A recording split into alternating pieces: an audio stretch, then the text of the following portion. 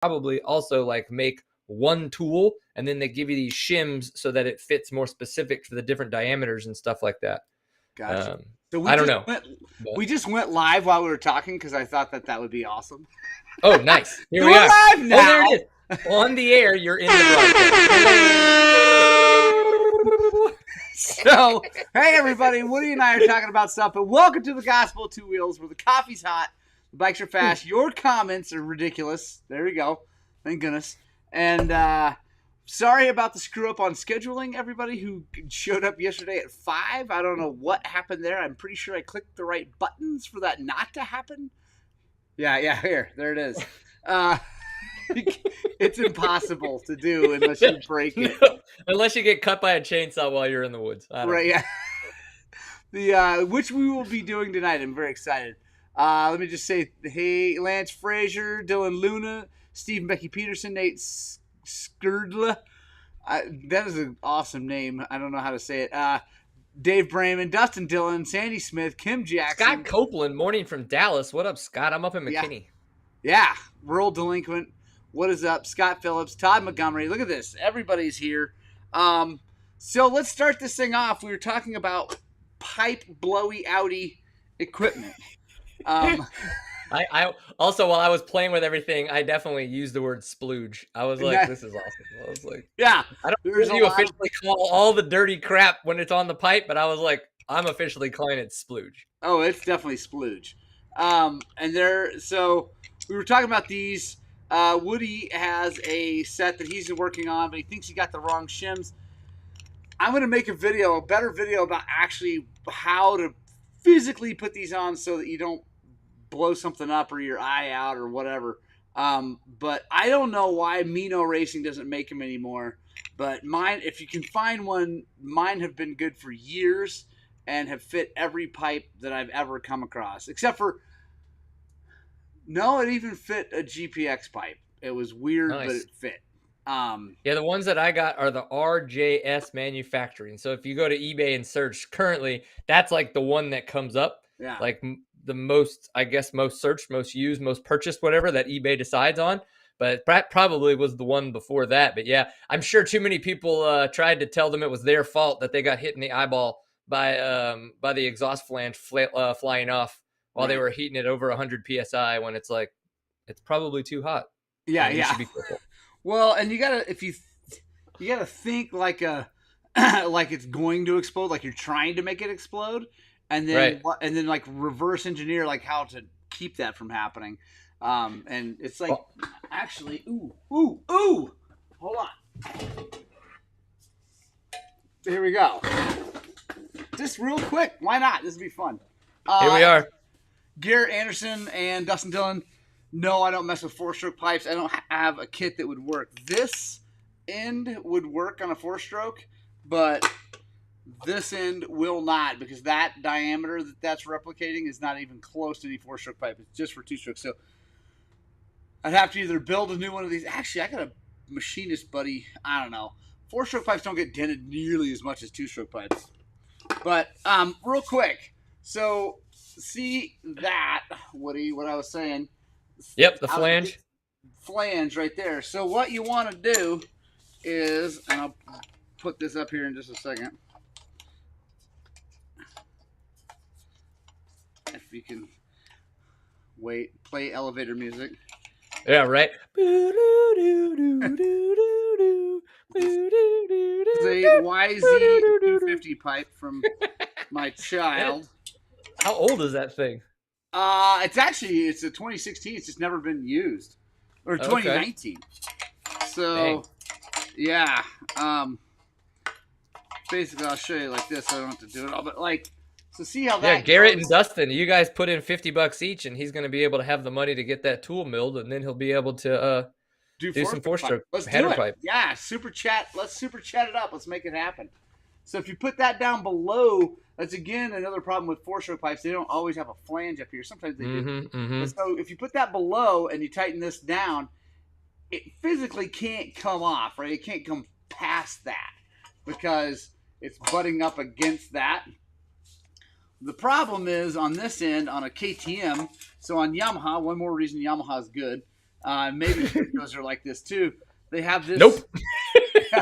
So they have this little flange here that you can put this thing below and have a mechanical stop. The Mm. so that works good. The other thing you can do though is when this is on here, and again I won't put it on.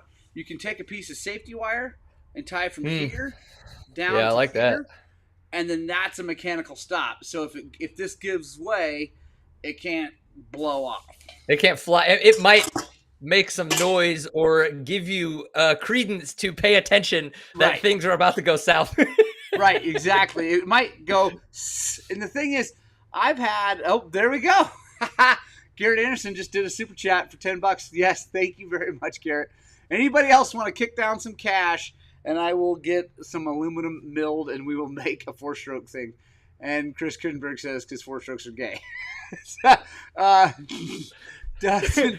I do know about little flanges. I'm not gonna lie though, what was funny, like right when you flipped over that YZ pipe and you're like, YZs are better. I totally was like, obviously I went super phallic. I was like, cool. So that's an uncircumcised penis, and KTMs and Shercos are circumcised penises because the flanges have been removed or not. Everything, I was like, everything's moved and smooth all the way to the tip. I was like, oh, but I just wanted to make sure the internet knew exactly what was going on in my brain because it's weird. That's it, because it's a weird place. Oh, let me see if I missed.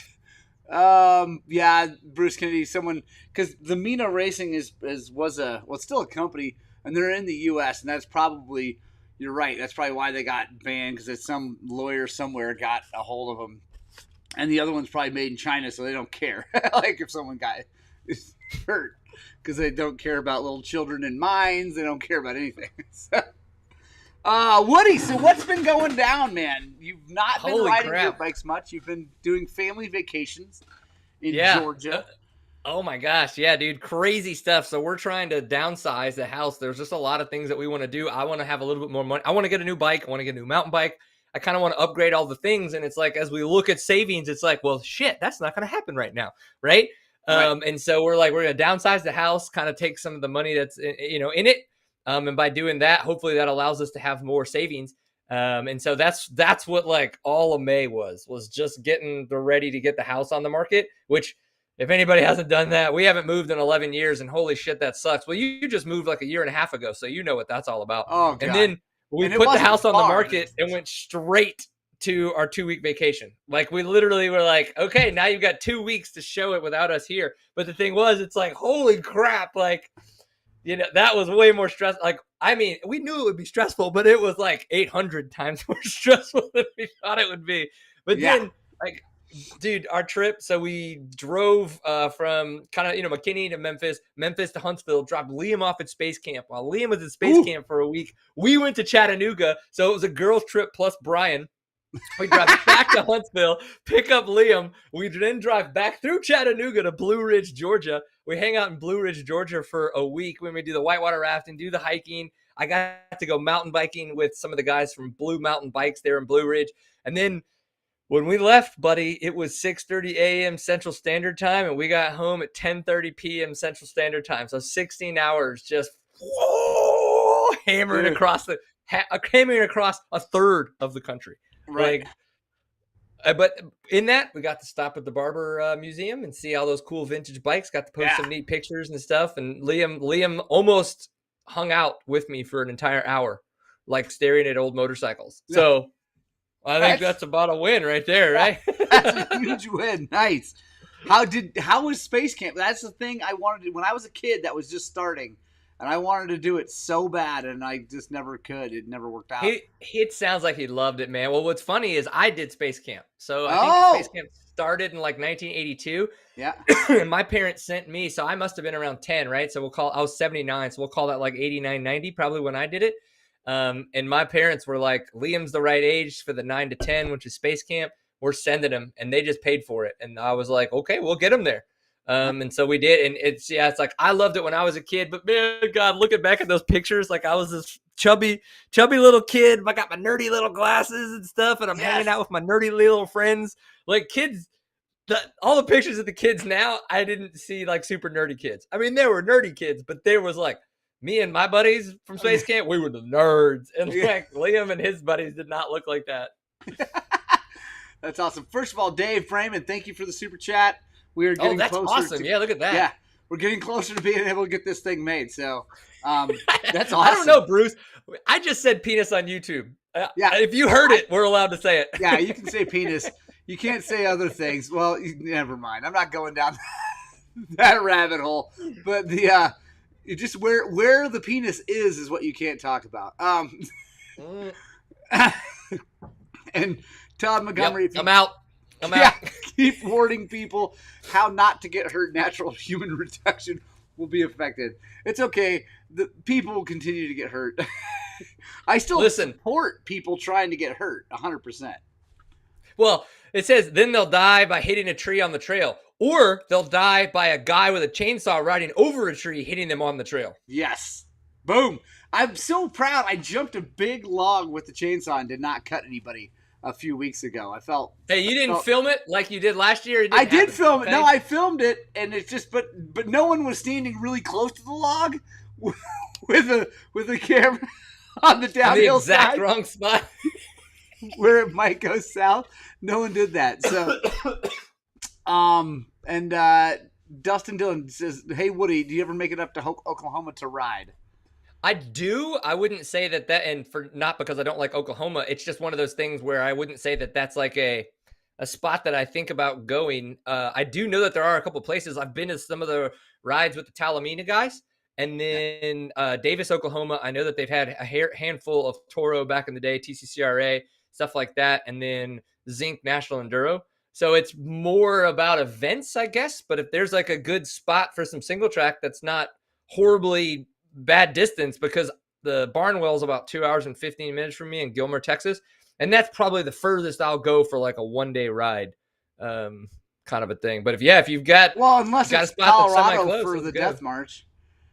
Well, that was 3 days, drive 15 hours, ride 120 miles. Because that's all the Sherco made, and then drive 15 hours back. That was over a 3-day. But it was 1 day of riding. Yeah. It was a long, even though I only did 120 miles, that was still a long ass day of riding. That's the thing is I think about like, what a bitch. My bike broke. I'm such a piece of whatever. And then I'm like, you rode 120 miles in Colorado and you drove 15 hours the day before. Yeah. It's like, that's still a shit ton on the mind and the bike and the body, regardless of the power switch going out. You know what I mean? Right. Yeah. Oh yeah. That's a big day. I mean, people drive that far and spend a week to do 120 miles up there, right? Like, so, yeah. I mean, they just break it up into little chunks, like little bite-sized chunks of mileage instead of all in one stupid day. Speaking of which, that is coming again, everybody. Second weekend in September. It's every year, second weekend in September to celebrate my birthday. I will be 48 this year, so... well, here's what I'm going to do. If we sell our house and we move into a smaller house, I want to get with the guy that was on your show that rents the bikes now in Montrose. Yeah. I want to rent a bike from him. I'm going to fly in, ride with you. He gets the bike ready, right? Whatever that is, I'll just fly with my gear, ride with you. He gets the bike to you. I go do the Death March, and then we turn around and you bring me home. I fly home. If you're okay with that. I'm just putting it out there that last year worked. I don't ever want to do that again unless I'm on my last leg or I don't have a job anymore and I can make a fun trip out of it. And then I don't mind driving up there for the Death March. Yeah, I'm with you. That would be perfect. And those, and if you guys watching saw that short raw video of me and Chris Kinberg, who's here watching, ripping on Forest Fence. Chris came up and rented a bike for a day and was just blown away. Great bike. Thing was good. He even delivered it to the trailhead because it was close. So it was really rad.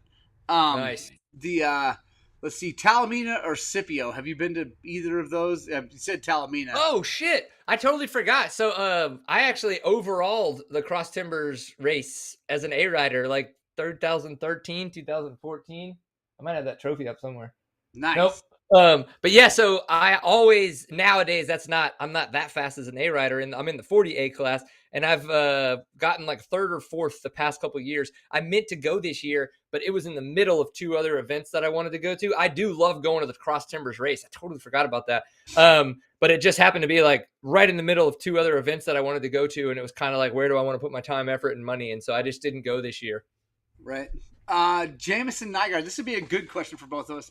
Thoughts on Erzberg this year? Woody, have you watched the recap? Dude, I have not had a chance at all to even pay attention. So that's all on you, and then I'll just respond to your response. Yeah, so it was again, they just keep making these events harder and harder and harder. And it was impressive.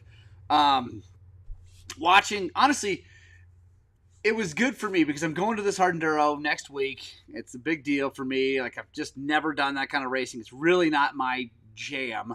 I mean, I like hard stuff, but anyway. So watching those guys doing the side hill stuff, like when one of my favorite moments is when Manny passed Bolt for the last time, and he eventually gapped him and won. They're on this redonkulous side hill, right? I mean, it's stupid. And I mean, it doesn't look like you could walk up it, at least not easily. And they're on this thing, and Bolt like is trying to like get around this tree and come back down. And he's off the bike. He's sliding the back tire. I mean, this is one of the best in the world, right? And he can't get the thing. And Manny makes a better move, but not all that clean. Like, not perfect, not Graham Jarvis-y looking like thing, and passes him. And it was like, it made me feel good because watching those guys, I love it when here on the YouTubes, everybody yells at my kids like, tell that kid to stand up, tell that kid to stand up, tell that kid to stand up. And I'm like, first of all, I've told him to stand up 1,000 times. He knows to stand up, right? He's working on it. But then when you watch these guys, right, these pros, best in the world, they're paddling like crazy when it gets really hard. And so I'm like, that's just their level of hard is obviously much higher than my kid's level of hard and my level of hard. And so when my kid puts his feet down, it's not a big deal, right? He's not putting his feet down going around a flat turn. He's putting his feet down when the rocks get nasty. And he's just trying to get the bike up it, right? And he's learning. And so it's cool to watch those guys. I mean, I've seen it before. Like, dude, they're struggling too, right? And paddling, feet off the bike, trying to pivot. They're not doing perfect, beautiful pivot turns every switchback. I mean, they're like, and like just trying to get the thing around and then drive up. And so, well, that's where technique and skill work comes in versus just riding, right? Like, because we practice it as perfect as we can get it, right? Like, but we do that in an environment that allows us to just focus on the technique needed, right? So you're like, okay, I'm going to go ride this section, and my goal is to stand up the entire time. But what you're going to feel in that is you're going to feel where you want to sit down.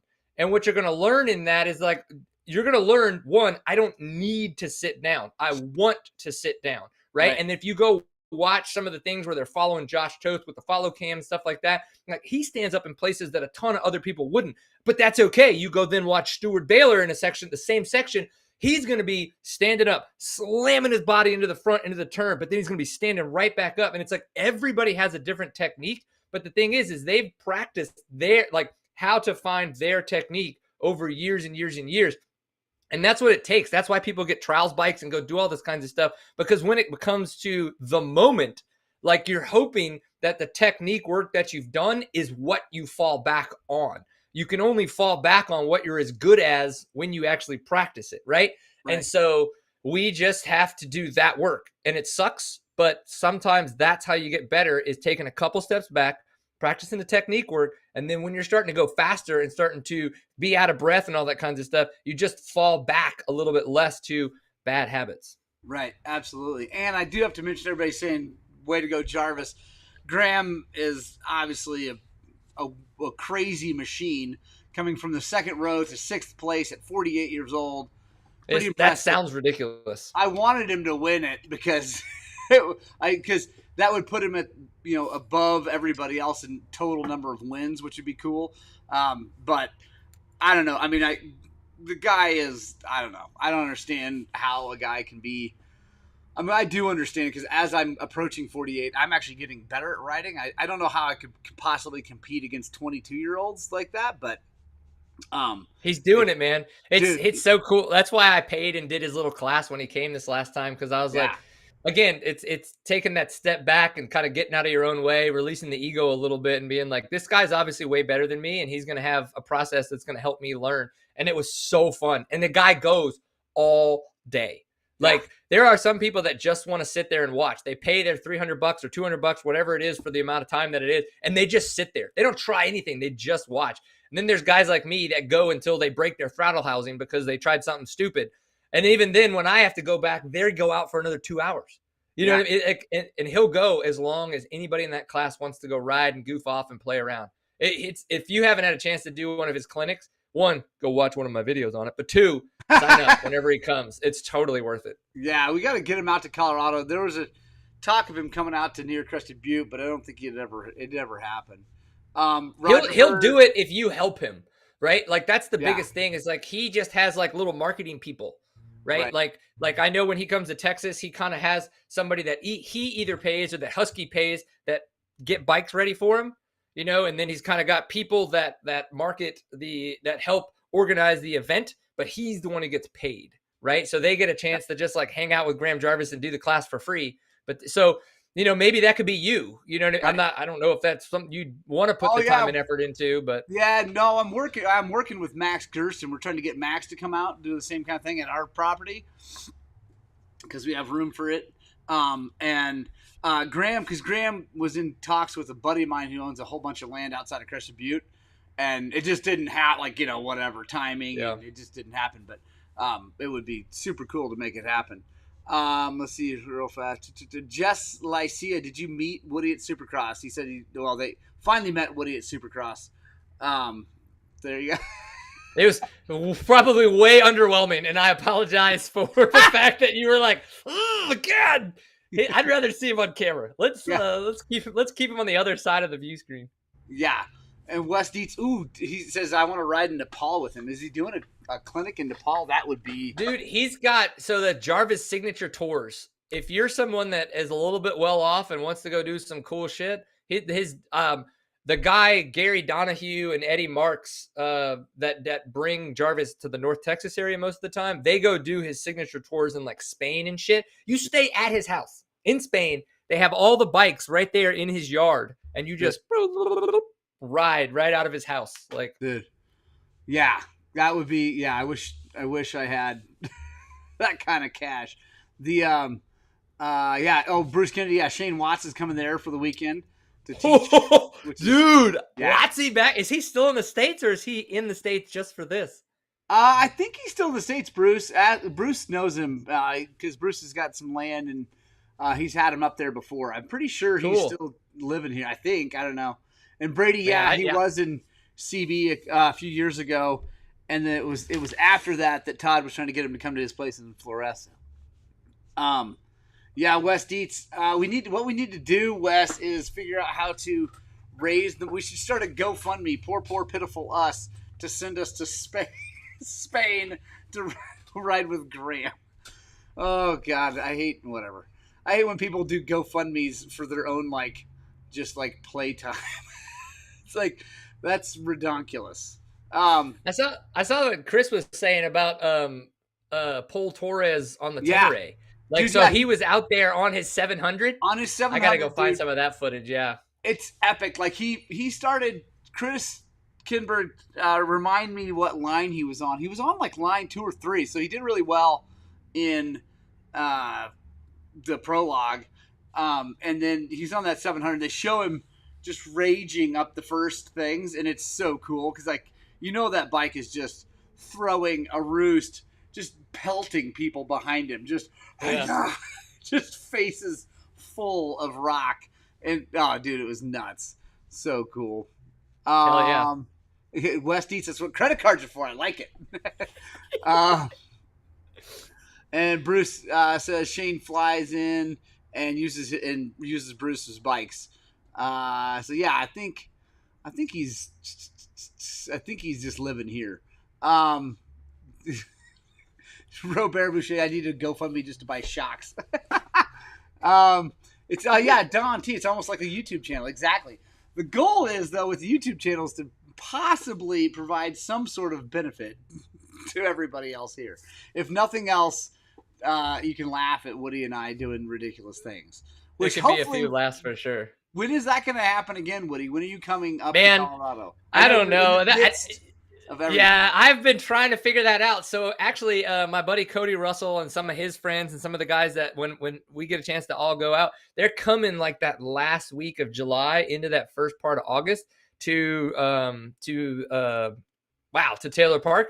And I'm trying to figure out if I can get up there to go ride with them. My problem is I just don't think I can do a full week like they're planning to do. Like I just took 2 weeks with work and everything like that. But again, like with this concept of maybe flying into Montrose, getting a bike from your buddy there, renting a bike from him, and then driving over and doing that somehow. Again, I'm trying to just I want to make it work. I don't want to keep just relying on the fact that it's like, oh, well, I want to live my life. Let's put it that way. And right. I'm tired of feeling like I need to wait for this or wait for that. And sometimes I'm just trying to pull the trigger and say, you know what? I got to figure out how to make it work. And that's part of why we're moving. And so that we can, spend a little bit less on all the things within life, but that way we can spend less on a house, but then that way we can go do more of the things that we want to do, which is actually live our life.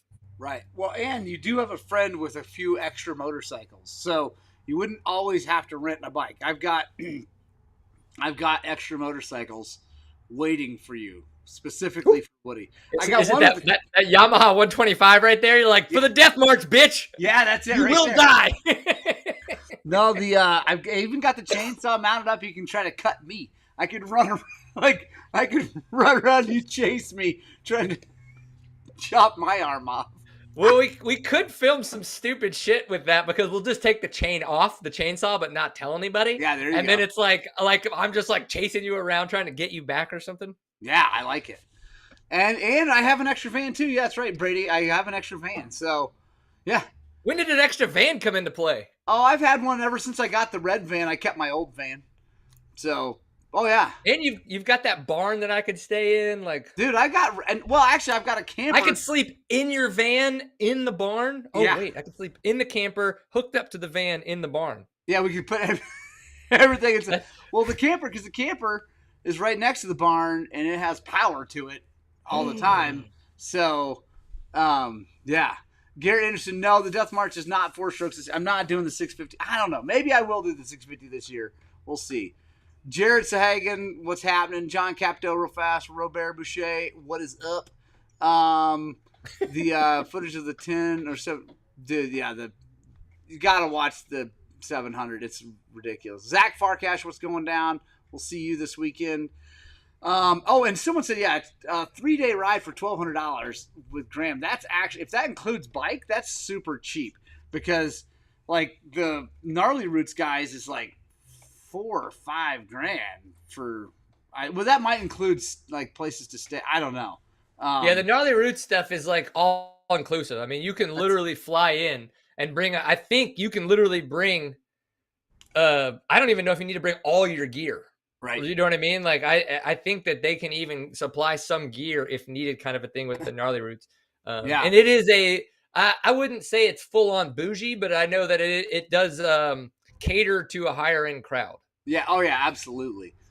But they've got bikes, they've got them set up. You literally just have to show up with some of your boots, helmet, and probably some protective bits. And you're like, let's go ride some dirt bikes. Yeah, absolutely. Let's see, Bruce Kennedy, I need to make some bunks for the barn. Bruce, the barn and my zone is just for very close friends. Because the last thing I need, I was actually just watching a podcast with some famous people, and they got, they had a guy just show up at their house, wanting to take and I'm not anywhere near that kind of level of fame, but that is not what I want. I did already have a guy follow me into my driveway. I mean, I do drive a big red van, right? I mean, I get it. except that there are lines that you should not cross. And as I pulled into my driveway and into my barn, this guy followed me in and was like, "So, I kind of live up here, and I got a bike with." I'm like, "Dude, this is my house." Like, and I Yeah. told him, I was like, "Just, I mean, you can come talk to me at the shop about your kid's bike. I'd be happy to do that, but like, Yeah. please don't drive on a Sunday afternoon in behind me into my house." I was not. Yeah, I was not. That's a little weird. Yeah, it's a I would little agree with weird. you. There are some lines, and typically the line would be the fence, the property line. Yeah, the property line. That would be it right there. Tony Borian, when I get the W, they're saying this month. So 2 weeks left. So I'm hoping that it's probably, you know what's probably going to happen is I'm going to be in Idaho and the stupid thing's going to show up and I won't be able to pick it up until I get back, but that's okay. Um, yeah, so, Well, but that's yeah, dude, with what the 300 videos have done for your channel, like over the past year, I can only imagine. I mean, you're at what, 22 right now, 22K? yeah, Like that's I mean, like to be completely honest, that's probably going to be like, bring it like another year of that and yeah, you'll be past 50. You know what I yeah, mean? Like, because if we just oh kind of yeah. take that exponential growth and kind of like continue it, Yeah, and it's super that'll be good. cool to see, dude. I'm stoked on it, and it makes honestly, the funniest part is, like, for me, the best part is I get to buy a new bike.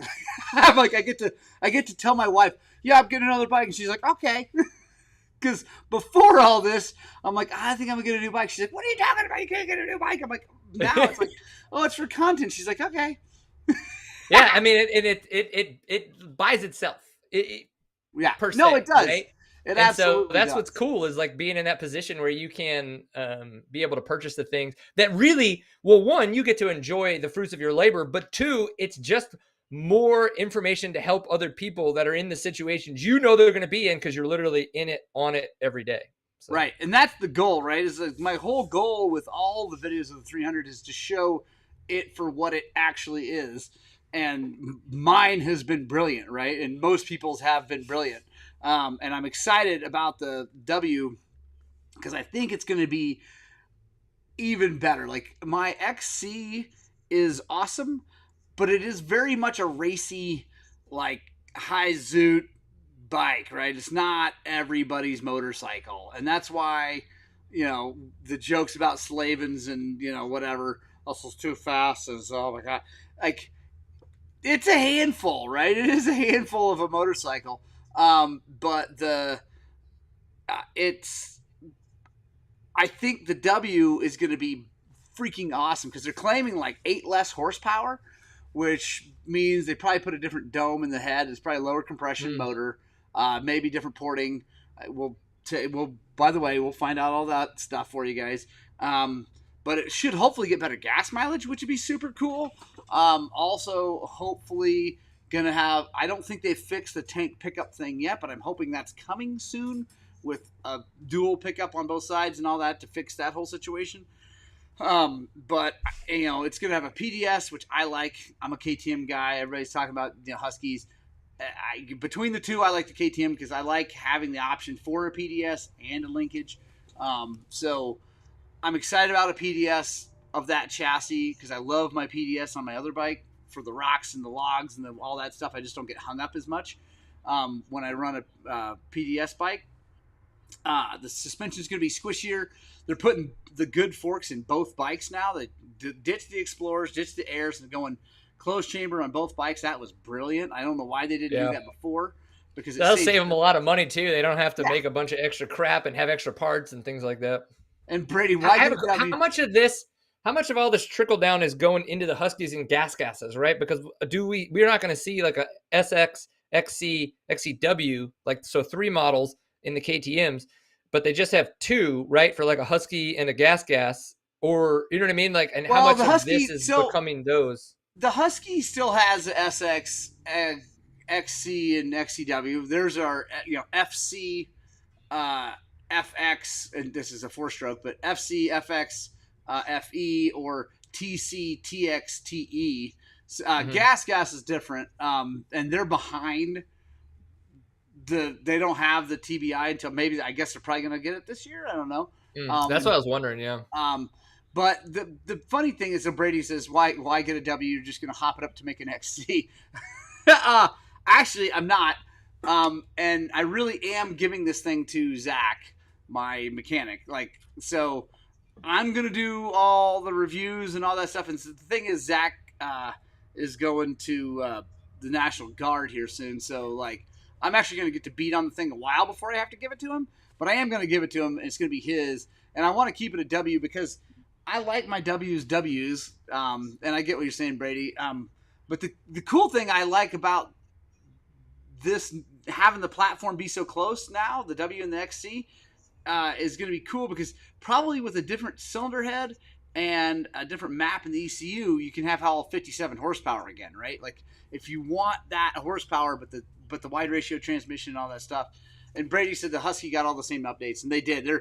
The only thing, and the thing I don't get, it drives me nuts, is why Husky is putting the brake tech crap on their brakes and hydraulics. Yeah, because that used to be when Gas came out, they came out with the brake tech stuff on it, right? Because it was kind of supposed to be their entry level. Like, we bought all these things, and now we're starting to truly like create an entire ecosystem that we own, or they have the capabilities of owning. But yeah, so they put all that on the Husky, but the Husky's supposed to be the high end stuff. So is now the brake tech stuff the high end stuff? No, it's not. And because when KTM bought Husqvarna, the name, right?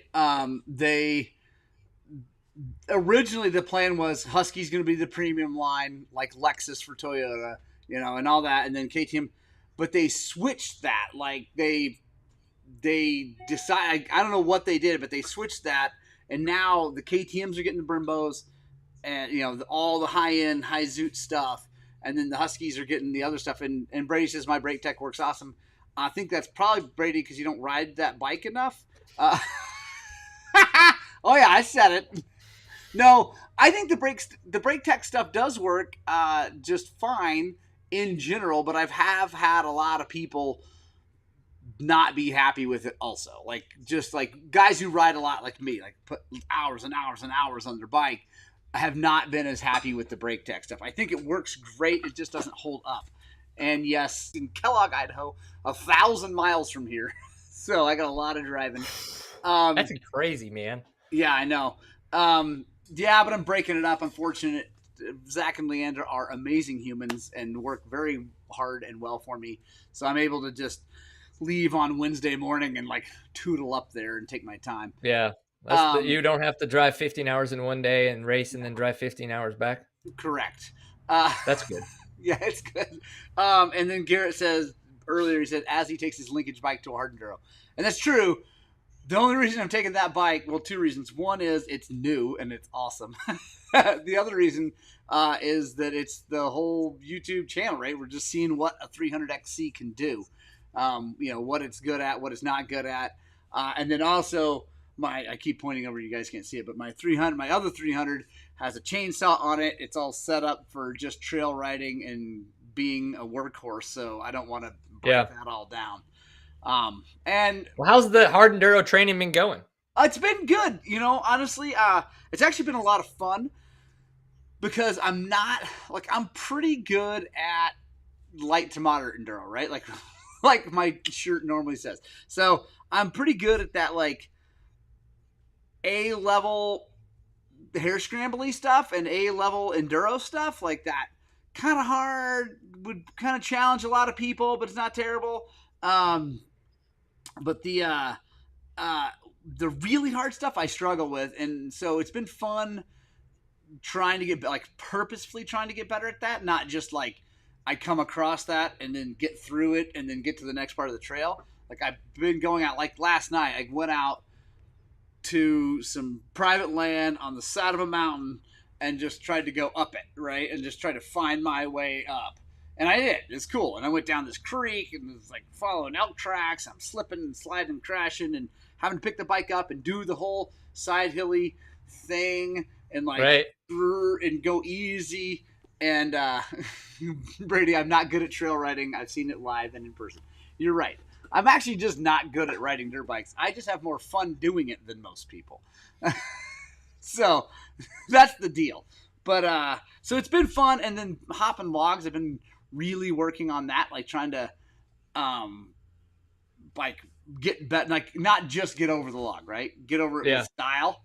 And so it's been fun. Like last night was fun, man. I was out just by myself, out in the woods, crashing, doing some stuff right. It's been fun. And then I have to eat my words. I gotta say it. I have to eat my words about the gummy tire thing. Like, well, not all my words. I still believe that the a really good rider can ride any tire anywhere better than me, right? 100%. Like, because they're just better riders. But I now that I've been out in the wild trying to do the stuff in the wet and all that stuff and riding on that JX8 IRC, dude, there is no comparison. That thing Yeah. hooks up in places that no tire hooks up. And I'm sure I can't imagine what the pro spec tires are. Like those guys, the pros are, those have got to be like you probably stick them to a wall, just like stick them, Right. and they just Well, I stay. think the problem and why I've always been someone that's like, I'm not anti gummy tire, but what I am is anti crutch. And that's where I feel a lot of people will be like, well, I've got a gummy tire. I've done this. I've this and stuff. And I'm like, yeah, but you don't actually take the time to go work on the technique. And if you Right, don't ever work on the technique and you just, take all these crutches and pile them up, like you're not actually getting better. You're just trying to like put, what is it, shine a turd or whatever. yeah, And so that's the biggest thing that I kind of like where I come from when it comes to gummy tires. Like there's a time and a place, and it's a way to help move you forward for sure. But if you don't, again, kind of take some of those steps back and work on what it takes to actually be able to do the movements and do the movements properly, I mean, at that point, you're just spending money. right, absolutely. And that is where I land with recluse clutches. Like I feel like it's a crutch for I think it's a cool tool for a lot of things, but I hate watching someone put it on before they've learned how to use a clutch Right. correct. I think it's same thing. Like I've been riding on non-gummy tires. I mean, I've only owned one other gummy tire, and it came apart so fast because all I did was spin the tire like like an idiot. But the I with that now that I'm getting better, right? I'm getting better at the obstacles. Having that thing on there, like it's so cool to like go hit a log and like have it. And like before, I would have like burp and like double blipped, hit the log, and it would spin, and I would get over the log and be fine.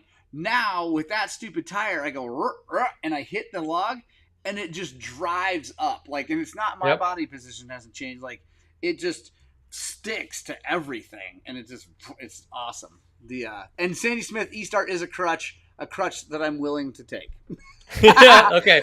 All right. I'll back up a little bit on that one. I'll take it. I'm using a Yeah. crutch. I'm using a Oh, crutch. dude, I'm all for some crutches. I am the most situational, hypocritical human on earth. like I fully own that. Like, I love. What's tough though, it's like I don't disagree, but at the same time, when the manufacturers now remove all abilities to have Kickstarters, it's no longer like, you know what I mean? Right. Like, okay, this is now the tool that I'm given.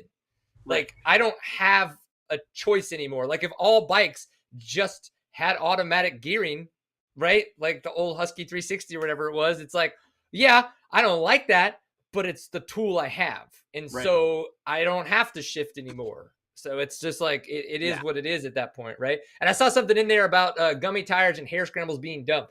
One of the things I do like is, again, with experience, you start to learn how to leverage the tools for the things that they've been made to be used for. And so things like the IRC, what is the VESS, the VE33S, Yeah. right? Like their gummy version of that. And then the Apex version of the Force AT. V Moto. Yeah.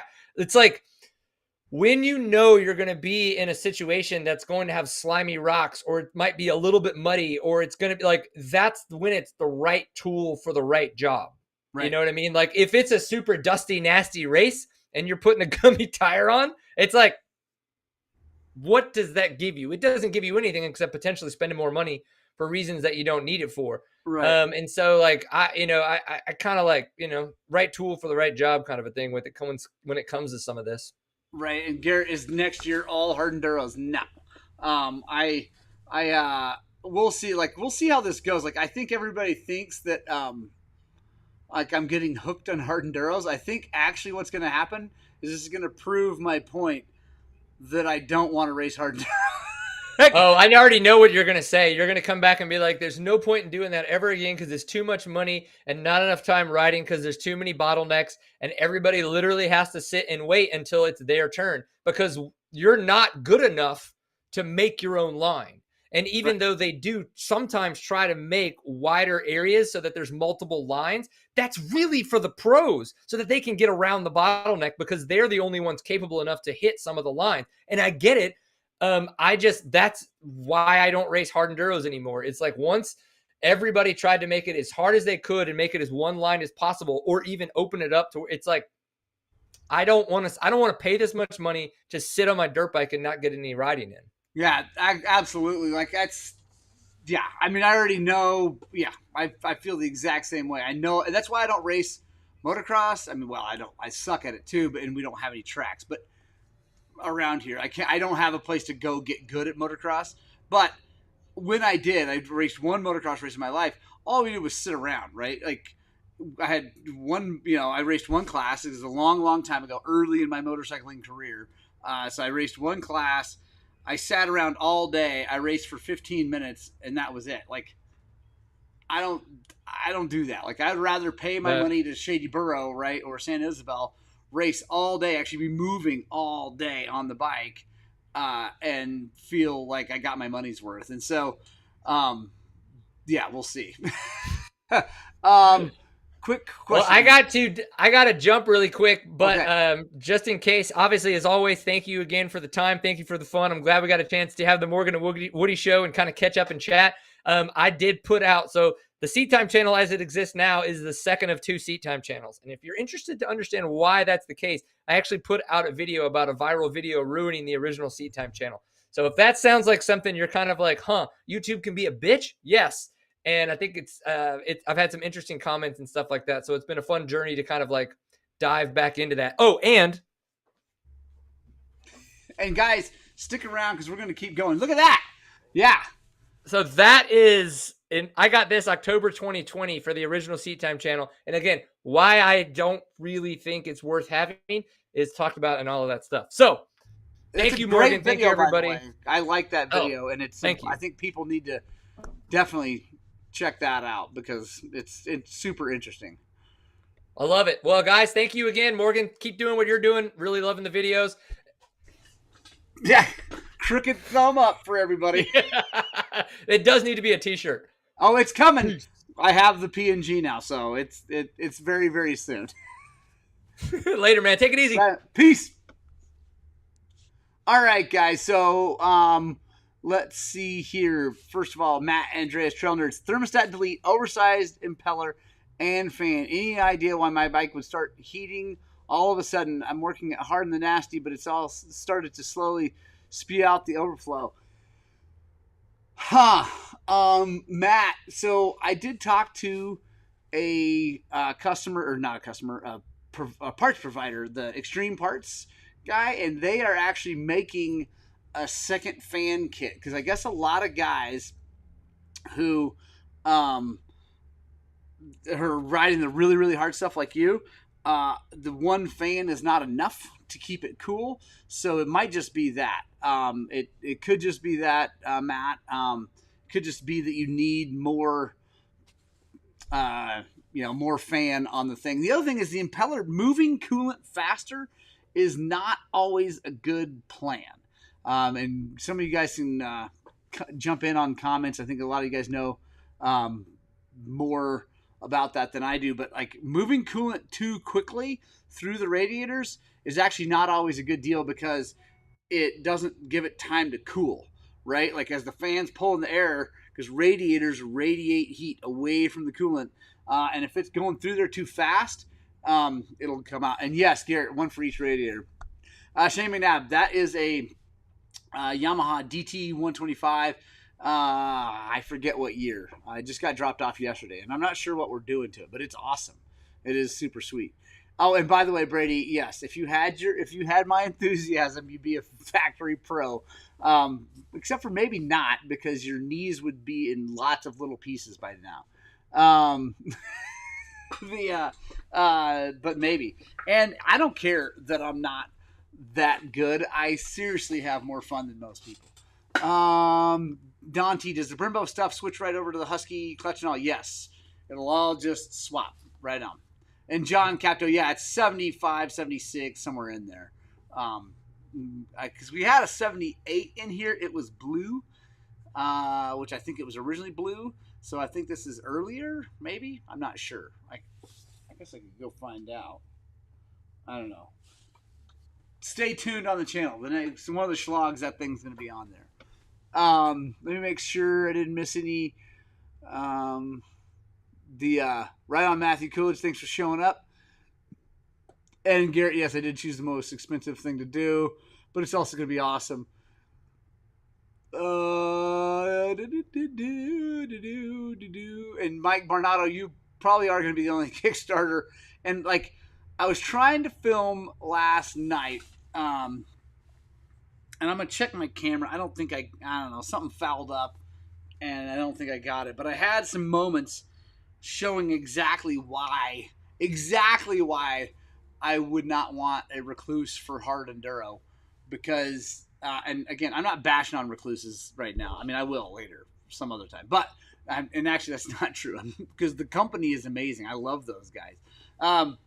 But like, I was trying to get up this untracked, unmarked side hill with all this foliage and crazy, and like, I got and I got the bike to almost pivot around, and I was able to just go and dump the clutch, have the thing stall, and stay there.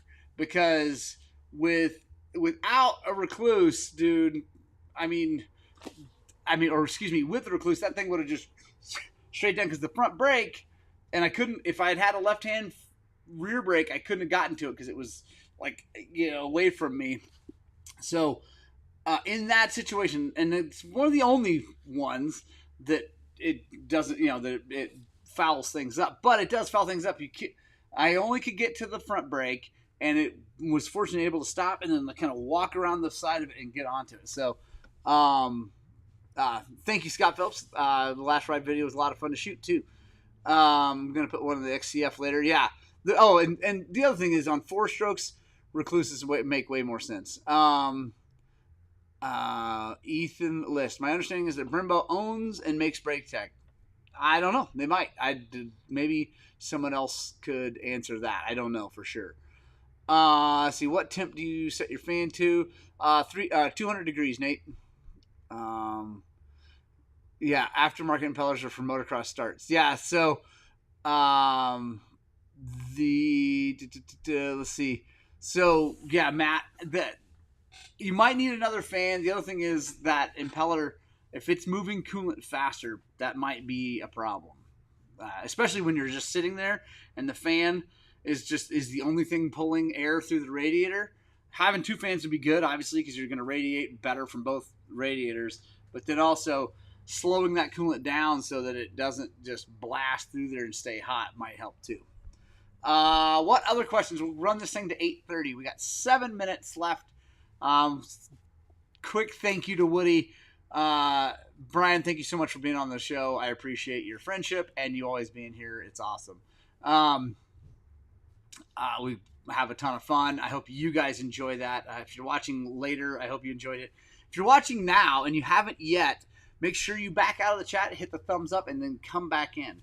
Also, massive thanks to the Super Chats who are going to help me get a part made so we can blow out 4-stroke pipes. That'd be cool. I got my Mule brake tech set up with the best brakes ever. Right on, Brady. Oh, Brady Metter, you're such a funny individual. And yeah, the brake tech stuff seems to work fine for a while. But what do you have on your bike now? 40 hours, 30 hours, something like that, maybe 50. Ooh. Uh, oh, by the way, guys, you guys will be happy to know this. Some of you. I finally have all the parts to the top end on the new 300. I'm not going to do it before the race. I probably should, but I don't. Yeah, I don't know. Yeah, I don't think I'm gonna have time. Maybe I will. Maybe I won't. But I'm going to. I finally have the gaskets were the hard part. The pistons are the same pistons from old, so that was easy enough to get. The gaskets were hard to get because they have different base gasket, different inner O-ring, and different power valve covers, and anyway, lots of different gaskets. So the isn't that bike smoking? What are you talking about, Garrett? And does Kickstart have anything for Jet? Roger Heard? No way. Jet Lawrence. A quick side note on motocross. I think Jet Lawrence, unless he has a huge mistake or a bike breaks, he's going to have a perfect season. There's no one. No one's even close to that guy in skill right now. Zombies Compound. What's a good knee brace for old farts? I personally really like the Mobius. Oh, Garrett, you're talking about his bike. Yeah. So Brady Metter, while his brake tech brakes might be working just fine, his 40-hour 501 is smoking like a freight train and burning lots of oil. So that's why I put my little video of my bike smoking too. And Nathan, yes, I think Brady and I are going to have a Zoom call to walk him through his top end. Oh, it's awesome. Best coolant for hard enduro. So on a two-stroke, I like Evans. Four-strokes really aren't good for hard enduro, so I wouldn't use those, but I like Evans. New piston. 57 hours. Of course your brakes still work. 57 hours, and how old is the thing? Is it 2 years old yet? Yeah. How is it? A 21 or 22, Brady? Boots. I noticed your new boots soles. I wear Fox Instinct off-road because they fit and feel great right out of the box. Almost no break-in time. Plus, they have good tread, not a slick sole. Shane Smith. That's awesome. Oh, better. I'm so glad to have you back, Brady, on the show. Sandy. So the boot thing is kind of like the helmet thing. Buy the best you can afford and what fits the best, right? Like, so just because something costs $700 or it's $300 or it's $200, just make sure it fits. And this is both helmet and boots. It fits really well. That it's as protective as you can afford, and that it you can get to the controls and work it all. So, it's a 22. So it's all, you've had it for over a year. So, Brady, I think you've had it for over a year. Gary Anderson says Fox boots break down fast, and they might. I've never worn Fox boots, but I can say. So here's one thing. Yes, Tony Borean. Yes, Stevie getting a new bike in August. Yes, I'm so stoked. So stoked. Oh, that is awesome, Tony. Yes, way to go, getting a new bike. That's so good. I'm so happy for you. Oh, it's so good. I'm glad that my comments can help. But yeah, spend the most money that you can afford. Definitely more on a helmet. Your head's way more important than your feet. Although walking is pretty important too. But yeah, I'm loving the SG22s, and honestly, the way they're making my knee feel, they are feeling right now like they're worth the $730 because my left knee probably needs to be scoped, or I don't know. It needs to be looked at. It's not good. It hurts every time I ride and all that stuff. I haven't noticed the pain the last since I got those boots. That's pretty impressive. I don't know why the boots did that. I don't know if it's like holding my foot in a different way. I don't know, but it is awesome. And Brady Meadow, $700 boots are way cheaper than surgery, 100%. And these ones, are freaking. They're incredible. Like they feel like they're 10 pounds or just under 10 pounds. I don't know what the SG12s were. Actually, I'm getting my SG12s back very soon from MX Boot Repair or MX Boot Resole, MX Resoling. I don't know. He's like the only guy that does MX boots online that I found. Anyway, I sent him my boots. He's reselling them. I should have them back next week. So I'll be gone when they come back, but that's okay. So then I'll have 2 pairs of boots, which would be good for, if I'm going to go cutting or whatever, practice boots or whatever, so I can keep my shiny new ones for the hard stuff. But yeah, I love those things. And the other thing is they'll fit my kid when he wears out his other boots. So he'll end up eventually. The other ones, the SG12s, will go to one of my boys. Mike Schaefer, yeah, SG12s they're the way to go. And yeah, Scott Phillips. That's the thing. Those Garnets they're Italian boots made by Italians. They're not made in China. They're not made in Taiwan. They are rad. Yeah, trail nerds, are you going to Silver Kings? I'm stoked. If you are, I will see you there. I'm getting there Thursday sometime. I don't know. I'm going to leave here Wednesday morning, late morning probably. I'm taking my camper, so I'm going to drive slowly to get better gas mileage. But I'm going to try to get somewhere up into Idaho or maybe even Montana. But like the best way to go is like go up into Montana and then back over into Idaho. Sandy Smith Slicker Grip, the MX Soul.